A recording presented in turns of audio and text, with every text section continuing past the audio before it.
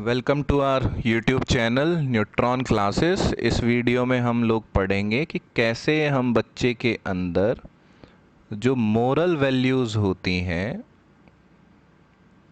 उनको हम डेवलप करेंगे with the help of mathematics subject.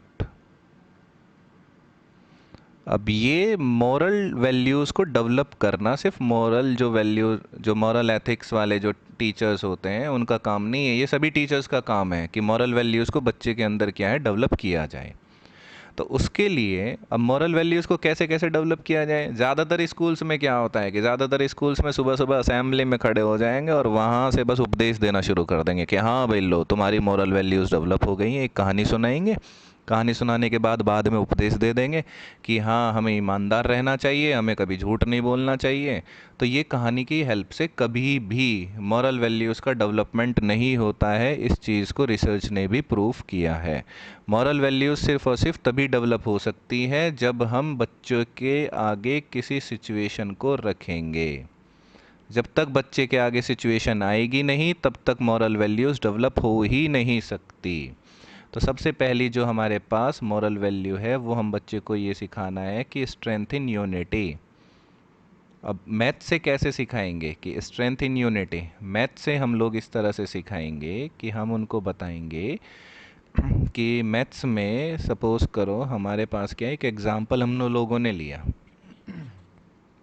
Example किसका लिया? एग्ज़ाम्पल लिया टाइम एंड वर्क का, ठीक है, समय और कार्य।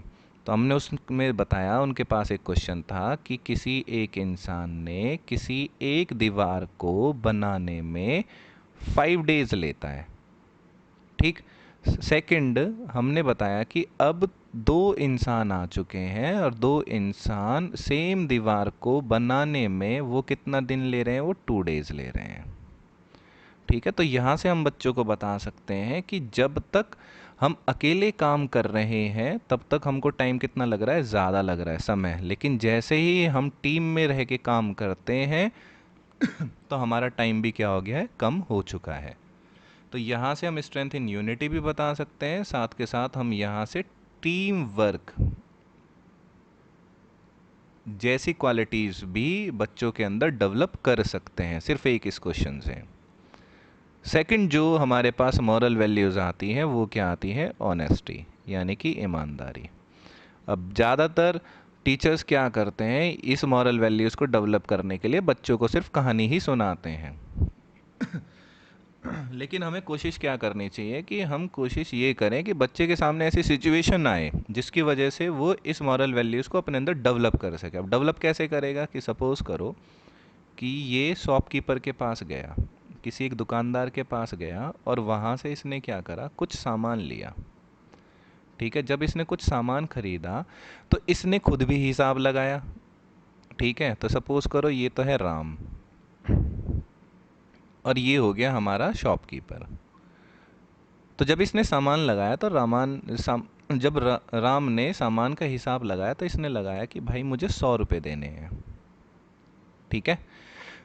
100 रुपये का सामान हो गया, लेकिन इसके पास खुले पैसे नहीं थे तो इसने क्या करा? 500 का एक नोट उसको दे दिया। अब शॉपकीपर ने 500 रुपये ले लिए। अब जो शॉपकीपर ने 500 रुपये लिए तो उसने जल्दी जल्दी में राम को क्या करा? 100 के 4 नोट्स उसको वापस कर दिए, सॉरी 5। तो जब 5 नोट उसको वापस कर दिए तो टोटल पेमेंट कितनी आई? 500 रुपये आई थी और 500 रुपये दे दी।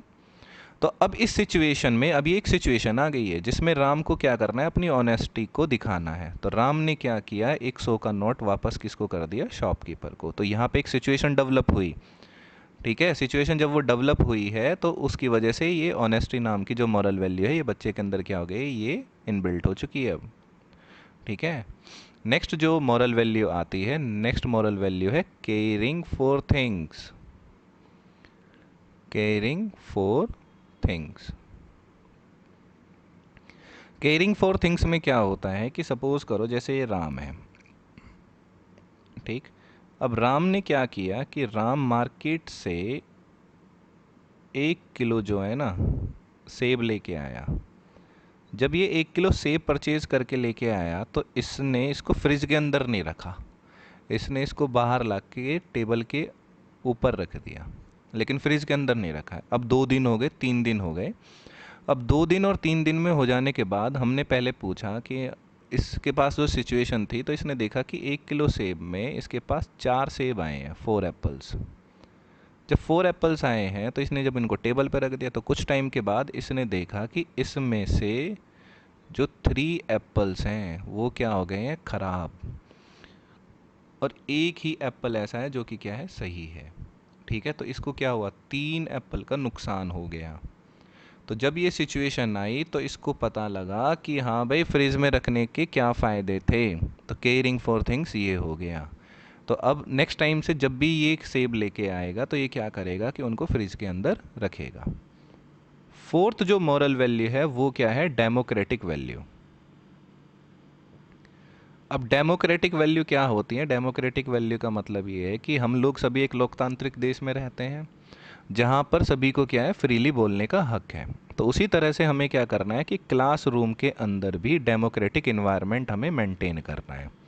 अब क्लासरूम के अंदर ये डेमोक्रेटिक इन्वायरमेंट कैसे क्रिएट होगा, तो उसके लिए टीचर को ही कोशिश करनी है। अब टीचर क्या करेगा कि टीचर ने अपनी क्लास में ये जितने भी बच्चे बैठे हैं सबके सामने एक सिचुएशन रखी। ठीक है, अब जब सिचुएशन रखी तो इसने 1 बाय 1 सबको बोलने का मौका दिया, सबने अपने अपने व्यूज़ रखे, जिसकी वजह से यहाँ पर बच्चों ने फ्री होकर बिल्कुल अपने व्यूज़ टीचर के सामने रखे हैं। टीचर ने किसी को भी नहीं रोका है, कोई सही बोल रहा है या गलत बोल रहा है, बस टीचर का यहाँ पे मेन फोकस क्या था कि बच्चे उठें और उठकर अपना जो उनका व्यू है वो उसके सामने रख सकें। ठीक है, अब इसकी वजह से क्या होगा कि बच्चे अब कहीं भी फ्रीली बोलना शुरू कर जाएंगे। उनके अंदर क्या है, जो हेजिटेशन होती है जो अपने आप को रिप्रेजेंट करने की, वह हेजिटेशन क्या हो जाएगी, दूर हो जाएगी।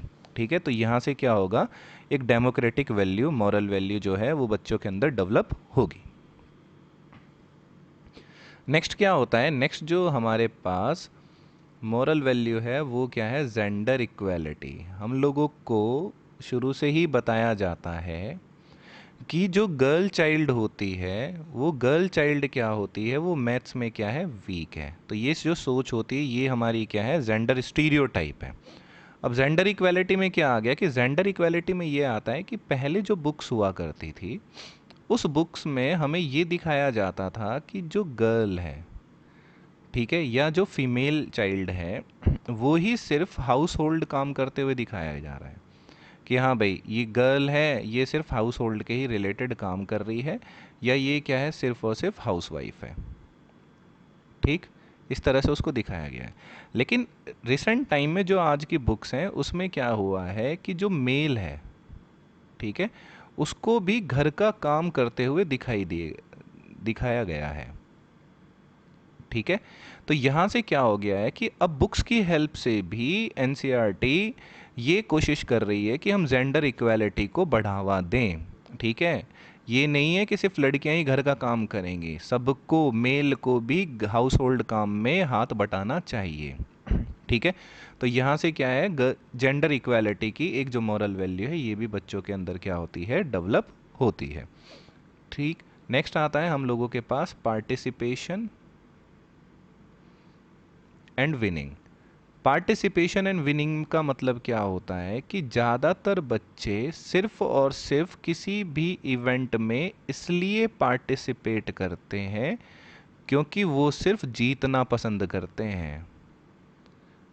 ठीक है, लेकिन टीचर को कोशिश ये करनी चाहिए कि वो बच्चों के अंदर इस तरह की भावना को पैदा कर दें कि हाँ भाई जीतना ज़रूरी नहीं है, तुम्हारा पार्टिसिपेट करना बहुत ज़्यादा ज़रूरी है। क्यों? क्योंकि अगर बच्चा पार्टिसिपेट करेगा तो उसकी पर्सनैलिटी में बहुत ज़्यादा डेवलपमेंट होगा, वो अपने को रिप्रेजेंट कर पाएगा, वो बहुत सारे लोगों के सामने बोल पाएगा। ठीक है, तो ये पार्टिसिपेट करना ज़्यादा इम्पॉर्टेंट है रादर देन विनिंग। और रिसर्च ने ये पाया है कि जो बच्चे या जो इंसान सिर्फ जीतना पसंद करते हैं, विनिंग की तरफ, या विन जो चाहते हैं सिर्फ हम जीतें, वो किसी ना किसी तरह से अपने जीवन में परेशान ही रहते हैं। परेशान कैसे? सपोज करो इसका एक टास्क था कि हाँ मुझे ये टास्क जीतना है, कैसे भी करके इसने ये जीत लिया। अब कभी ना कहीं ये अब दूसरे टास्क की तरफ इसका दिमाग रहेगा कि हाँ अब मुझे वो भी जीतना है। तो ये कभी भी खुश नहीं रहते हैं, ये किसी ना किसी तरह उलझनों में घिरे रहते ही रहते हैं। तो कोशिश ये करनी चाहिए टीचर को कि वो बच्चों को मोटिवेट करे कि हाँ भाई हर एक इवेंट में पार्टिसिपेट करें। हार और जीत तो क्या है, वो लगी ही रहती है। नेक्स्ट जो चीज़ है वो क्या है, पेशेंस। मैथ्स में सबसे बड़ा जो रोल है, मैथ्स का जो सबसे बड़ा रोल है वो इस मॉरल वैल्यू को डेवलप करना है, पेशेंस को। कैसे? कि हमने बच्चे को कोई एक क्वेश्चन दिया, ठीक है, अब क्वेश्चन में वो क्या हो गया है, वो उस क्वेश्चन में उलझ गया है। उसने फर्स्ट अटेम्प्ट किया, फर्स्ट अटेम्प्ट में नहीं हुआ। सेकंड अटेम्प्ट में उसने फिर ट्राई किया, वो फिर से नहीं हुआ। ठीक है, तो अब वो हो गया है परेशान। तो टीचर को कोशिश करनी चाहिए कि टीचर उसको मोटिवेट करे कि तुम थर्ड अटेम्प्ट भी लो, कि तुम इसे फिर से ट्राई करो। तो अगर हम देखें तो यहाँ देखो कि उसने सिर्फ एक ही क्वेश्चन पे इतना टाइम वो इन्वेस्ट कर रहा है, सिर्फ एक ही क्वेश्चन को। अगर वो बार बार उस क्वेश्चन को ट्राई करेगा तो उससे उसका पेशेंस लेवल क्या है, वो इंक्रीज़ हो जाएगा। जब पेशेंस लेवल इंक्रीज़ हो जाएगा तो उसकी, ये चीज़ भी रिसर्च में पाई गई है कि अगर किसी इंसान का पेशेंस लेवल इंक्रीज़ होता है तो उसके गुस्सा करने की टेंडेंसी भी क्या होती है, कम हो जाती है। ठीक है, तो मैथ्स की हेल्प से हम इन सभी चीज़ों को, ये जितनी भी मॉरल वैल्यूज़ हैं वो बच्चे के अंदर क्या कर सकते हैं, डेवलप कर सकते हैं।